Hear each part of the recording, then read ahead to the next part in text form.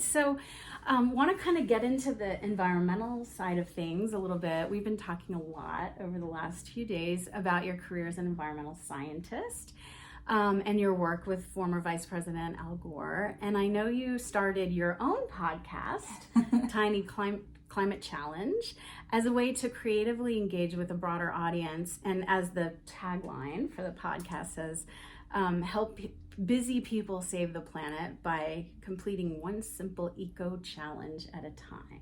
That's right.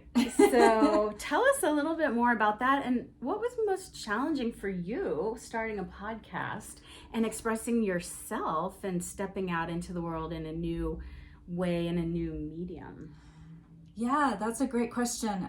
So as you mentioned, I had made a career and worked as an environmental scientist for 20 years. And if I might step back into that first question for a second, what I want folks to know is that even if you consider yourself a more logical, rational type person than you do a creative, because we all have both sides of those brains to us. Yeah. It is so important to be creative as a scientist, yes, or as an engineer, yes, or as a mathematician, or any of those fields. I would say creativity is key to helping find new discoveries or new ways of doing things, or to explaining what we do, because science it's tough to communicate. Yes.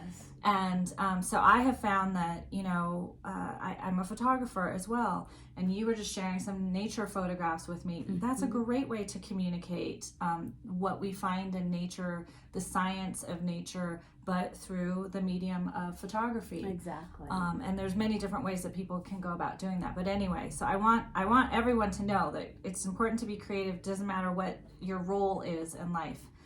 And so for me, I always had this creative side of me, and I felt like I couldn't fully express it because I was supposedly known as a scientist. I had to be in that scientist role, and even though I always had this photographer poet side of me, it was always kind of like separate. Yeah. And what I realized when I came here is that we are all so multifaceted. Exactly. And that it's okay to be who we are and to bring it all together if we want to.